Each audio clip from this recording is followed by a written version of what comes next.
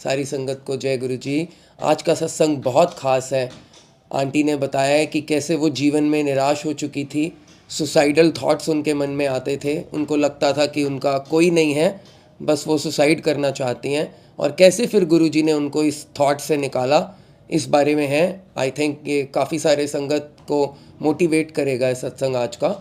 और कैसे गुरुजी अपने शब्द के थ्रू, जो गुरुजी के ब्लेस्ड शब्द होते हैं, कैसे गुरुजी संगत को मैसेज देते हैं शब्द गुरबानी के थ्रू, वो मैसेज आप ज़रूर सुना करें। जब आपको कहीं सत्संग में जाते हैं, शब्द सुनने को मिलते हैं, कैसे आपको, या मंदिर जाते हैं आप, बड़े मंदिर, वहाँ पे शब्द चल रहे होते हैं, तो आप गौर करिएगा वहाँ पर। वो हो सकता है कि आपके लिए गुरुजी का मैसेज हो, क्योंकि गुरुजी संगत को शब्द सुनाकर मैसेज देते हैं। सत्संग सुनते हैं आंटी का, और उसके बाद मैं आपके साथ एक स्टोरी शेयर करूंगा which is also very very motivating.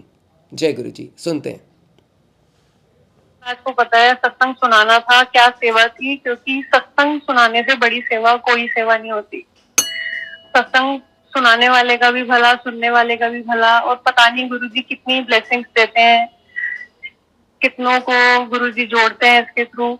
और मैं तो शायद जब से जुड़ी हूँ गुरुजी से, मुझे वाली बात पता चली है कि सत्संग सुनाने से ब्लेसिंग इतनी बड़ी होती है। तो मैं गुरुजी को कहती हूँ, मैं एक शैतान संगत हूँ ऐसी, जो गुरुजी को इस बात के ऊपर भी ऐसे ब्लैकमेल सी करती हूँ कि गुरुजी, अगर फॉर लाइक मैं बताऊँ अपना एग्जाम्पल, तो जब मैं सेवा पे जाती थी पहले, कोविड से पहले, 2020 से पहले, तो अगर इनकेस कभी मेरी मम्मी की तबीयत खराब होती थी रात में, तो वो कहती थी कि कल तेरी सेवा है, मेरी तबीयत खराब है, तो मैं गुरुजी को कहती थी, गुरुजी मैं सेवा पे नहीं आ पाऊंगी, और आप देख लो कैसे मैनेज करोगे। जैसे मैं ऐसे बोलती थी कि महाराज को सिर्फ जैसे मेरी जरूरत है। मतलब गुरुजी मेरे इतना लाड़ प्यार करा हुआ है कि महाराज इतने भोले हैं, बिल्कुल।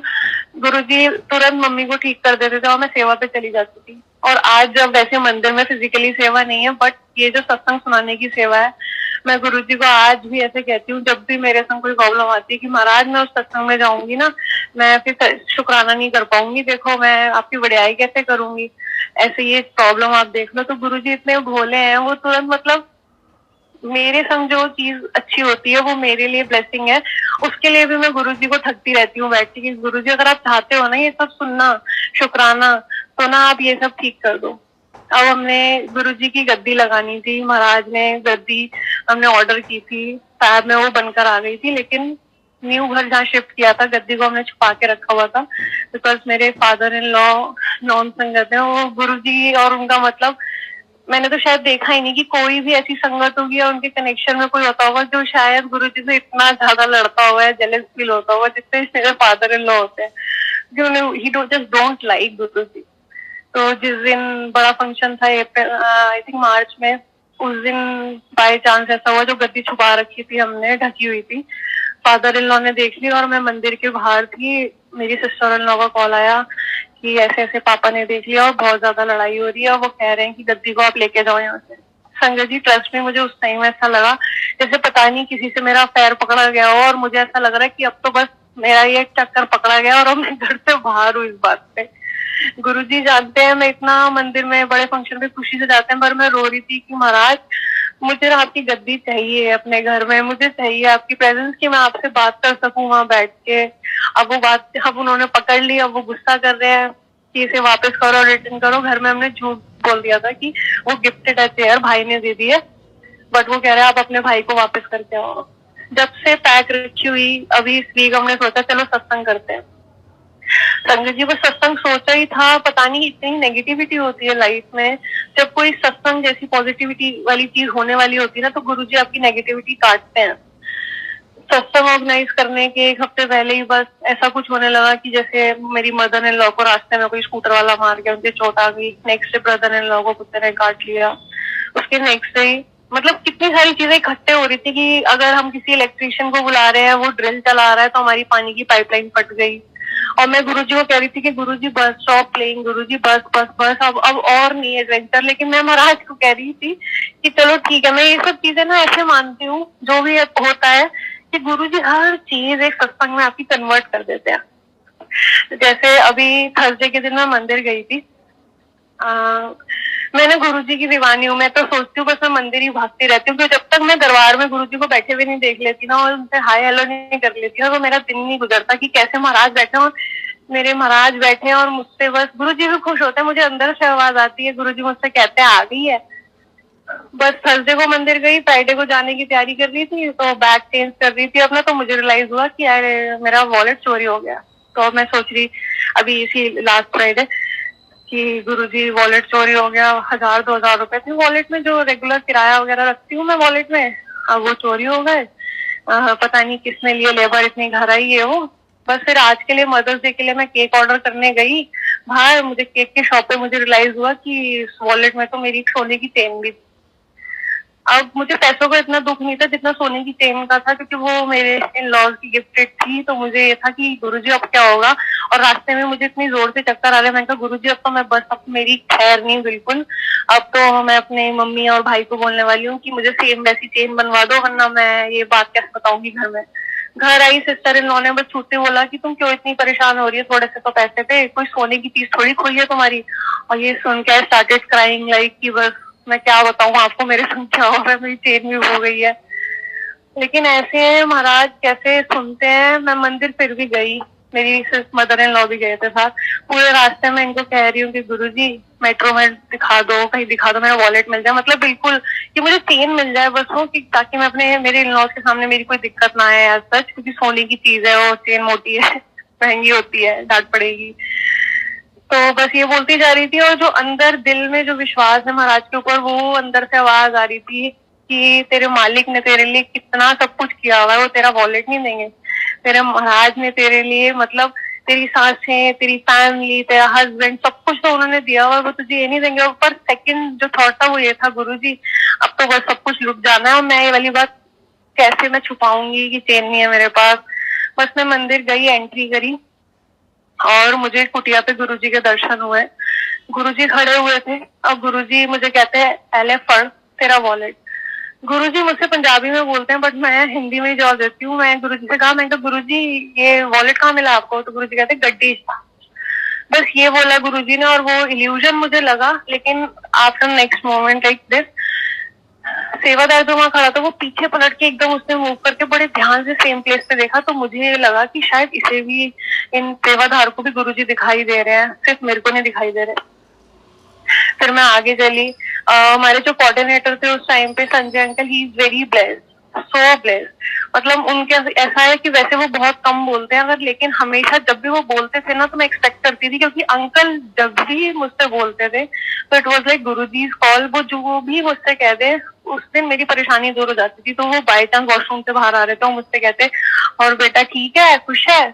बस जैसे उन्होंने बोला, मैंने मन में सोचा, मैंने कहा गुरुजी अब मुझे समझ आ गया, आप ना मेरा वॉलेट ढूंढवा दोगे, चेन मेरी मिल जाएगी, कहीं नहीं जाएगी। संजय जी मैं वापस जब निकली बाहर, शेयरिंग में बैठी, मेरी मम्मी, मदर जो मेरी अपनी मम्मी है, मेरे को फोन कर रही कंटिन्यूस, मैं फोन नहीं पिक करती थी। फिर उन्होंने, मैंने उन्होंने फोन उठा के फिर बोला, मम्मी क्यों फोन कर रहे हो, लगातार मैं बहुत परेशान हूँ प्लीज। तो मम्मी ने रिटर्न में मुझे बताया तेरा वॉलेट कहाँ है। She was not aware on that time कि मेरा वॉलेट खो गया है। तो मैंने कहा मम्मी आपको वॉलेट का ये सब पति ने बताया है ना कॉल करके, इस वजह से आप मेरे साथ गेम कर रहे हो ना कि वॉलेट, ताकि मैं परेशान ना हूँ। मम्मी कह रही तू सच सच बता तेरा वॉलेट है कहाँ अभी।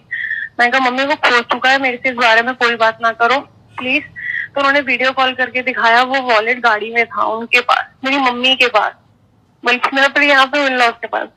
गुरुजी को पता था कैसे क्या, वरना मतलब महाराज जानते हैं हमारी छोटी छोटी चीज के लिए गुरुजी कैसे हर चीज पूरी करते हैं। मेरे लिए वो वहम हो रहा था उस टाइम पे, जब तक जब मुझे गुरुजी दिखाई दिए परसों कुटिया के पास, कि शायद ये मेरा इल्यूजन है। लेकिन गुरुजी ने वही चीज बोली जहाँ पे वॉलेट था, वो कैसे गुरुजी ने मिलवा दिया महाराज जानते हैं। ये सत्संग गुरुजी करवाते हैं। अभी सत्संग की हम तैयारी ही कर रहे थे, बीच में कुछ दिन ऐसे भी सोच रहे थे सत्संग साथ में कराएं, मार्च में कराएं, अप्रैल में कराएं, क्योंकि पापा तो गुस्सा रहते हैं, छुप के कराना होता है, पापा ज्वाइन नहीं करते हैं सत्संग, बस थोड़ा नाराजगी रहती है। तो एक दिन हमारे घर की जो विंडोज हैं, काफी बड़ी बड़ी विंडोज हैं, तो मुझे नहीं आता, उसमें लॉक नहीं है। मैं उसको ना, मेरी मेड ने बोला था कि भाभी ये सब आप कवर कर देना, विंडो की जो होल्स हैं सारी, इसमें बहुत मिट्टी आती है आपके रूम में। तो मैं सोचा चलो इस पर प्लास्टिक वगैरह पेस्ट कर देती हूँ, मुझे नहीं पता था कि उस पर लॉक नहीं है। और मैं अपनी बस एक स्टूल पे चढ़ी और मैंने हाथ सहारा लेने के लिए, सेकंड फ्लोर पे मेरा रूम है, मैंने उसको विंडो पे बस मैंने सहारा लिया और ऑलमोस्ट मैं सेकंड फ्लोर से लटक गई।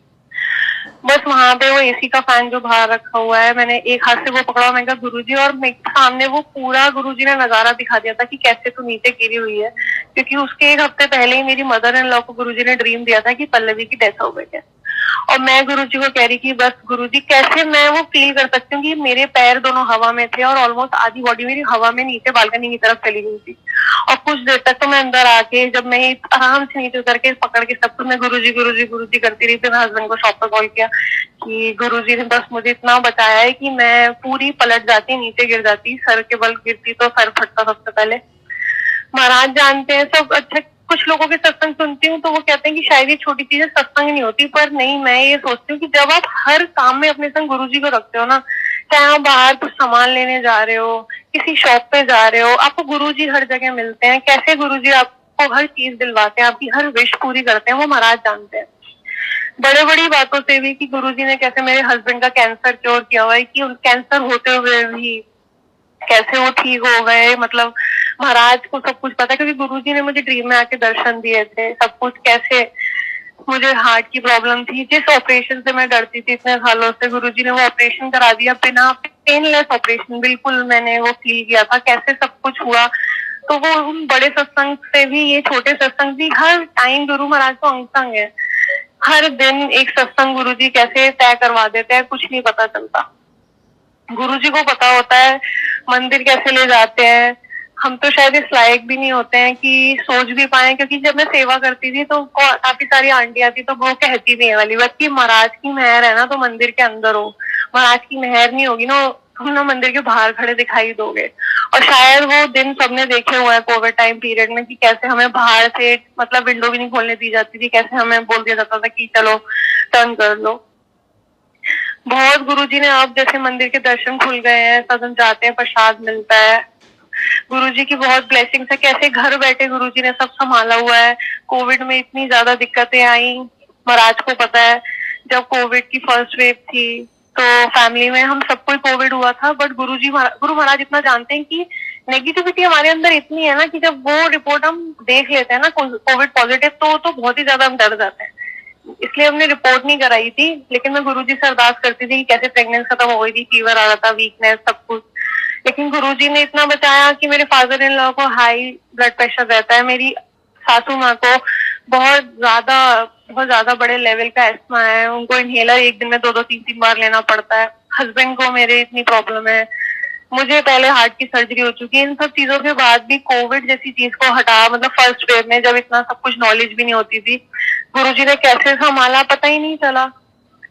महाराज मतलब हर चीज को इतना आसान बना देते हैं, इतना आसान बना देते हैं। जब मैं सेवा में थी ना तो गुरुजी से मतलब इतना कुछ कहती थी कि मैं ना रोती थी दरबार में बैठ के। मेरे को ना गुरुजी, मेरे को अब मैं ससुराल चली जाऊंगी, मैं आ नहीं पाऊंगी, गुरुजी मेरा आपके बिना मन कैसे लगेगा। तो वैसे ध्यान नहीं जाता मेरा सिद्धार्थ मोहन की भजन पे, मैं वैसे शब्द वाणी की तरफ ज्यादा झुकाव है। लेकिन जब गुरुजी मंडे के तो मुझे आंसर देते थे कि सफर कटेगा तेरा, ज्ञान दे सहारे, ध्यान लगेगा गुरु नाम के सहारे, तो गुरुजी को पता था कैसे गुरुजी का नाम लेके हर चीज की। महाराज तो बस बताऊं, अगर मैं खाना भी बना रही हूँ तो मसाला भी वही डालते हैं, सब कुछ वही करते हैं, इतना ज्यादा अंग संग हर टाइम। और वैसे गुरुजी ने लाइफ में, मैं लोगों से पुरानी संगत से सुनती हूँ ना तो वो लोग कहते हैं कि बड़ा डर लगता था हमें गुरुजी के आगे, हम कुछ जैसे नजर भी ऊपर नहीं कर पाते थे, कुछ बोल नहीं पाते थे, जो गुरुजी कह दे वही। और मैं सोचती हूँ ये सब बातें तो मुझे ऐसा लगता है कि मैं तो गुरुजी से बहुत ज्यादा फालतू बोलती हूँ, हर टाइम कुछ ना कुछ कचर कचर कचर कचर गुरुजी से लगा ही रहता है। इट्स लाइक कि अगर कोई मेरी फ्रेंड भी हो ना, शायद मैं उसको भी इतना वो ना बोलूँ कि तूने ये किया है, तूने वो। मैं मतलब गुरुजी को ब्लैकमेल करती हूँ। फॉर एग्जाम्पल, हमारा इन्वर्टर एसी अभी लगा था गुरुजी के रूम में, हमारा एसी का उसका रिमोट खो गया। अब मैंने कहा गुरुजी सत्संग होना है, बिना एसी के संगत कैसे बैठेगी। सब जगह पता कर लिया, उन्होंने कहा नहीं न्यू मॉडल है, एसी का रिमोट अरेंज नहीं हो पा रहा था, जिससे लिया था उन्हें भी बोल दिया। तो मैं तो ब्लैकमेलर हूँ। मैंने गुरुजी को क्या बोला, मैं कहा गुरुजी रूम ठंडा हो नहीं पाएगा, अगर आप चाहते हो रूम ठंडा हो जाए, देखो रिमोट मिलवा देते हो आप, तो मैं आपकी संगत को ना ठंडी ठंडी आइसक्रीम खिलाऊंगी।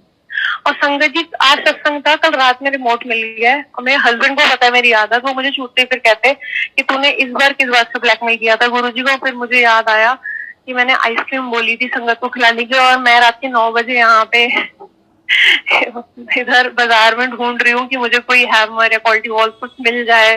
गुरुजी किससे मैं लूं आइसक्रीम, किसको ऑर्डर दूं रात में। तो ऐसे गुरुजी को पता है कैसे गुरुजी ने दिलवा दिया, सब कुछ मैनेज कर दिया, कैसे हर चीज महाराज पहनाते हैं जो इच्छा। जैसे कि मैं अब सोचती हूँ ना छोटी छोटी बातें कि गुरुजी ये चीज पहनने की तो मैंने कितने दिन पहले विश की थी और आपने मुझे कैसे दिला दी, कहाँ से क्या जरिया बन जाता है, कैसे क्या बन जाता है, कुछ नहीं पता चलता। महाराज को सब पता होता है, हर एक चीज। मतलब गुरुजी से मैं हमेशा जाती हूँ, जब मंदिर में कितनी संगत को देखती हूँ। जब मैं सेवा करती थी समोसा प्रसाद में करती थी मंडे को, बाकी डेज में अलग होती थी, तो एक दिन मैंने देखा सावन के दिन चल रहे थे, हमारी खीर प्रसाद सर्विंग की सेवा थी। देयर वाज अ बॉय, वो ही वाज सो हैंडसम, मतलब कि वो एकदम जैसे कि भगवान, बिल्कुल इतना सुंदर लड़का मैंने पहली बार देखा। बट जब उसे मैंने ध्यान से देखा, संगत जी उसके दोनों हाथ नहीं थे। और उस टाइम पे जैसे मेरे दिमाग में एकदम से जैसे गुरुजी ने एकदम फिंगर से जोर से मारी हो, ऐ देख। क्योंकि मैं गुरुजी से उस टाइम सेवा करते हुए लड़ रही थी। हम अपनी प्रॉब्लम्स में इतना ज्यादा उलझ जाते हैं संगत जी, इतना ज्यादा उलझ जाते हैं कि वो ही गाते रहते हैं हर टाइम, गुरुजी ये, गुरुजी वो, गुरुजी वो। हम अपनी जो मिली हुई ब्लेसिंग्स है उसको एंजॉय ही नहीं कर पाते, उसका शुक्राना नहीं कर पाते। गुरुजी ने तो हमें इतना दिया हुआ है कि शायद अगर हम अपनी लाइफ को कंपेयर करें ना पुराने टाइम से, तो हमें रियलाइज हो कि कहाँ थे हम, कितनी दिक्कतों में थे, चाहे वो फाइनेंशियली हो, चाहे मेंटली हो, चाहे फिजिकली हो। गुरुजी ने कैसे इजीली सब कुछ क्योर कर दिया, पता ही नहीं चला। बहुत आसान अब लगता है, लेकिन अगर सोचा जाए महाराज ने अपने तरीकों से हमें दिक्कतों से कैसे निकाला है ना, वो तो हमें दिखता ही नहीं है। गुरु महाराज मतलब इतना आसान कैसे बना देते हैं हर चीज को। जब घर में सत्संग होता है तो ऐसा मुझे लगता है कि मैं किसी और सत्संग में जाके सेवा करूंगी किसी के घर पे, तो मेरे लिए सब कुछ ईजी है। और अपने घर पे सत्संग होता है तो मुझे स्टार्टिंग में मुझे ये था कि मेरे हाथ पैर इतने कपने लग जाते हैं कि मैं टीका लगाना है, मैंने जोत जलानी, मैंने करना क्या है, मैं सबसे पूछती हूँ अच्छा मुझे करना क्या है। क्योंकि गुरु महाराज की वहां पे पावर ऐसी होती है, मैं इतना डरती हूँ गुरु जी अब क्या होगा क्या होगा, आपकी संगत, और कैसे गुरु जी इजिली सत्संग करवा देते हैं। 100-120 संगत घर में आ जाती है, घर छोटा है बट सब कुछ मैनेज हो जाता है। और गुरुजी आज जो गद्दी लगाई है, और गद्दी के मतलब इतना अच्छा लगा, इतना अच्छा लगा गुरुजी की प्रेजेंस, गुरुजी की वो वाइब। और आज ही मुझे सेवा मिली कि आज मैं उसी गद्दी के आगे बैठ के सत्संग सुना रही हूँ। इट्स ऑल हिज ब्लेसिंग कि कैसे गुरुजी को पता है कि इस सेवा से मेरा तो भला हो गई, मेरी फैमिली का तो भला हो गई, पता नहीं सुनने वालों का कितना होगा। कितनी स्ट्रॉन्ग फीलिंग गुरुजी देते हैं आफ्टर लिसनिंग सत्संग। जब हम जूम पे सत्संग सुनते हैं, गुरुजी हमें कितनी ताकत देते हैं, हमारी हिम्मत बढ़ती है, हम उस दूसरों के दर्द को पहचान पाते हैं, समझ पाते हैं। गुरुजी ने हमें बिना किसी, जैसे जिन्होंने देखा हुआ है उन्होंने शायद लेसन्स गुरुजी से लिए होंगे, और मुझे नहीं लगता कि गुरुजी ने शायद बैठ के उन्हें लेसन्स दिए होंगे कि इतने ही पेशेंस रखने इस लेवल के, या इतना स्ट्रांग होना है, आगे जाके तुम्हें लड़ना है, या something like that, whatever it is. लेकिन अभी हमारे अंदर जो पेशेंस लेवल गुरुजी ने भरा हुआ है कि कितनी बड़ी प्रॉब्लम्स आ जाती हैं, हम गुरुजी के ऊपर विश्वास करके हर चीज को फेस कर जाते हैं, बहुत बड़ी बात है। पहले तो ऐसा होता था सच्ची में संगत जी, अगर मैं आज से अपनी पहले की लाइफ का सोचूं, शायद तो 15 साल की उम्र में, 16 साल की उम्र में मुझे मतलब सुसाइड करना इतना इजी लगता था कि कुछ भी हो रहा है ना, फैमिली में हो रहा है या पढ़ाई में हो रहा है, कुछ हो रहा है कि भगवान मैं ना मर जाती हूँ, बस मैं सुसाइड कर लेती हूँ, और कुछ ही नहीं, लाइफ से प्यार ही नहीं बिल्कुल, मतलब इतना हार्डलेस की बस मरना है, मरना है, मरना है। और गुरुजी जब से आए जिंदगी में, उन्होंने जिंदगी से प्यार करना सिखा दिया है। गुरुजी ने हमें वो वैल्यू दी है कि अब मुझे जैसे इतना अच्छा लगता है, संगत जो प्यार देती है, आती है। सबके संग ऐसा एक्सपीरियंस होगा संगत जी कि अपनी फैमिली से बढ़ के संगत हो जाती है। जय गुरु जी, जय गुरु जी। थैंक यू आंटी, बहुत प्यारा सत्संग आपने शेयर किया। And I am very sure कि बहुत सारे संगत जो कई बार हमारे माइंड में भी आ जाता है, हम कई बार बहुत नेगेटिविटी में चले जाते हैं और ऐसा सोचने लगते हैं कि इस जीवन का कोई फ़ायदा नहीं है, मुझे कोई प्यार नहीं करता, मेरा कोई सहारा नहीं है, ऐसे थॉट्स आते हैं कई बार हमारे फ्रेजेस ऑफ लाइफ में, कभी जब हम डाउन होते हैं तो आपके इस सत्संग से उन सब संगत को मैसेज मिलेगा कि भरोसा रखें गुरु जी पर, वो हैं और वो ज़रूर सबका कल्याण करेंगे। जब टाइम आएगा तब गुरु जी अपने आप आकर हमें थाम लेते हैं। जब हमारा सही टाइम आता है तो वो अपने आप हमें थाम लेते हैं और नीचे नहीं गिरने देते। बहुत प्यारा सत्संग था।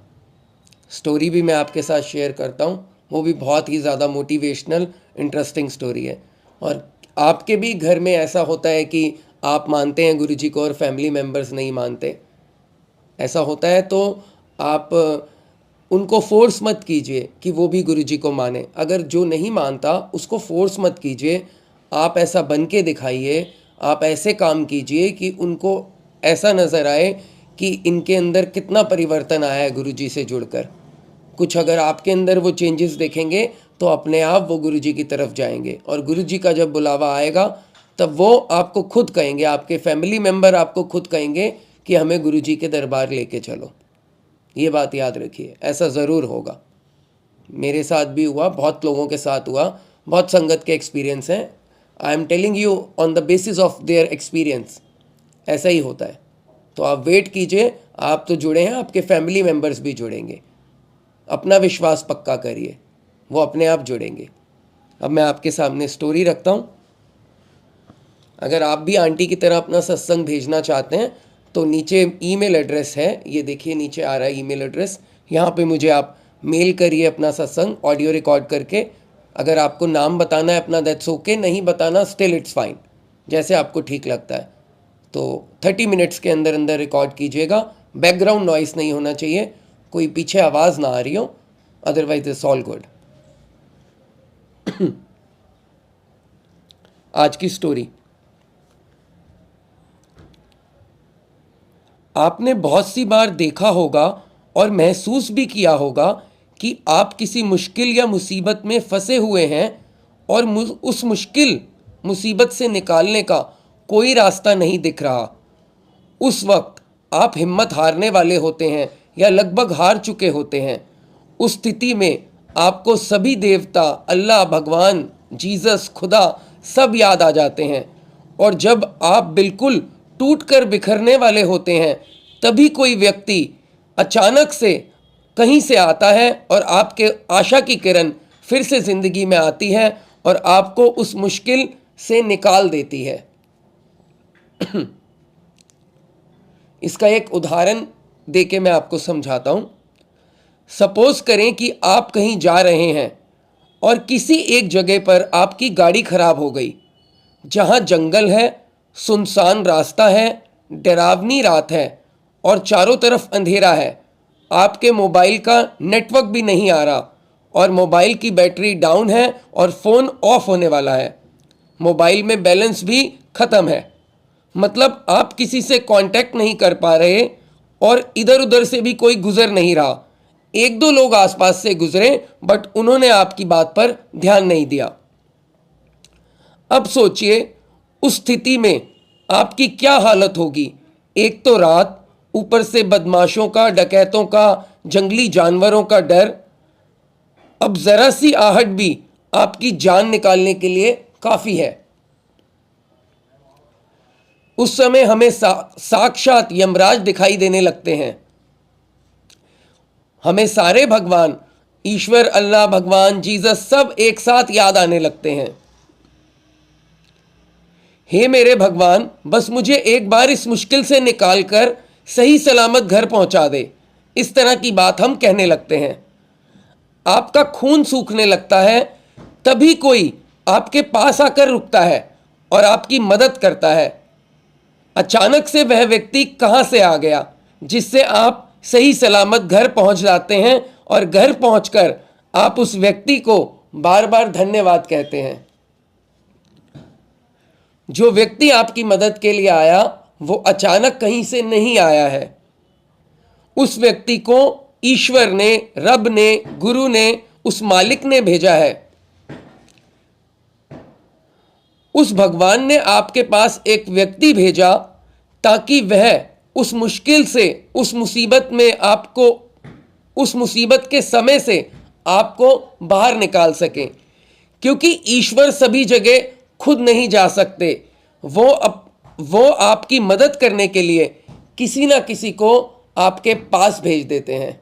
ईश्वर हर जगह खुद नहीं जा सकते, इसलिए किसी इंसान के रूप में, किसी ज़रिए से आपको मदद देने के लिए वो किसी न किसी रूप में किसी व्यक्ति को आपके पास भेज देते हैं। होती असल में वो ईश्वर की कृपा है, लेकिन हमें ऐसा लगता है कि किसी व्यक्ति ने हमारी मदद की। यह सिर्फ एकमात्र उदाहरण है। इस तरह की बातें हमारी ज़िंदगी में अक्सर हो जाती हैं, लेकिन हम उन पर बहुत ध्यान नहीं देते। वो ईश्वर कृपा ही होती है, लेकिन हम उस पर बहुत ध्यान नहीं देते। इसका स्टोरी का पार्ट 2 भी है, वो मैं आपको सुनाऊंगा कल के सत्संग में। कैसा लगा आपको आज का सत्संग, आज की स्टोरी? मुझे नीचे कमेंट करके बताइएगा, लाइक कीजिएगा, शेयर करिएगा सभी संगत से। गुरुजी सत्संग ब्लेसिंग्स यूट्यूब चैनल पर आप हैं। मैं नितिन अंकल हूँ। बहुत जल्द आपसे फिर मिलूँगा एक नई स्टोरी, नए सत्संग के साथ। अपना ख्याल रखिए, अपनी फैमिली का ध्यान रखिए, बड़ों का आशीर्वाद लीजिए, छोटों को प्यार कीजिए। Thank you very much. Stay blessed. जय गुरु जी।